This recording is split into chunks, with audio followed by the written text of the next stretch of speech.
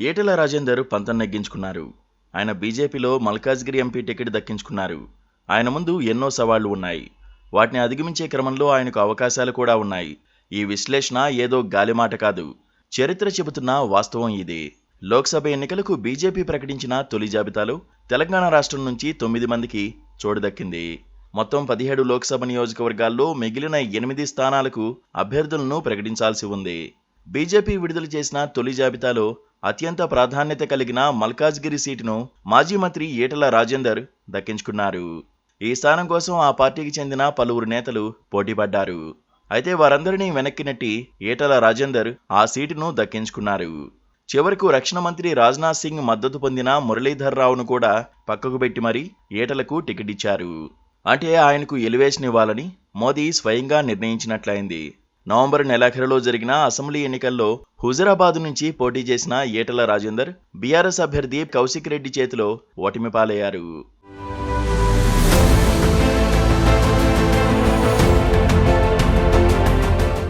Over action చేసి గజ్వేల్లో కేసీఆర్ పై నిలబడి పరాజయం పొందారు.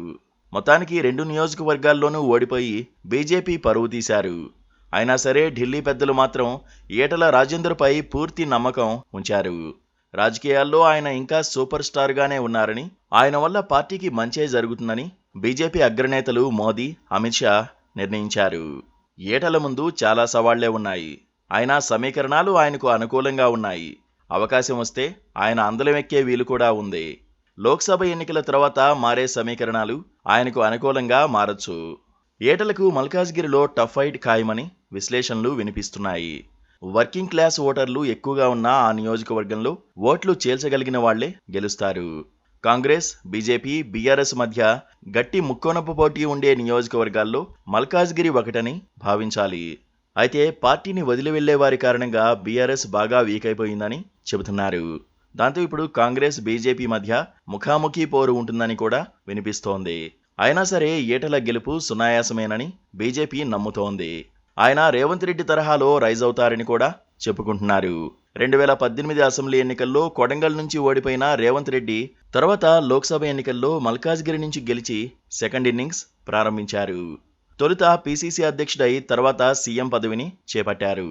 ఈటెల కూడా ఈసారి మల్కాజ్గిరి ఎంపీగా పోటీ చేస్తున్నందున అక్కడ గెలిచి సీఎం కావడం ఖాయమన్న విశ్లేషణలు వినిపిస్తున్నాయి. మరి అసెంబ్లీ ఎన్నికలకు దాదాపు 5 సంవత్సరాల టైం ఉంది కదా, సీఎం ఎలా అవుతారని ఎవరైనా ప్రశ్నిస్తే తప్పులో కాలేసినట్టే. ఎందుకంటే ప్రభుత్వాలను పడగొట్టడంలో బీజేపీ పీహెచ్డీ చేసి చాలా రోజులైంది.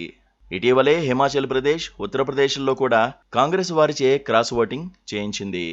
మహారాష్ట్రలో ఎన్సీపీ అజిత్ పవార్ వర్గాన్ని తన వైపుకు తిప్పుకోగలిగింది. అదే ఫార్ములాను వినియోగించి తెలంగాణలో కూడా సర్కార్ ఏర్పాటు చేస్తుందని కొందరి వాదన.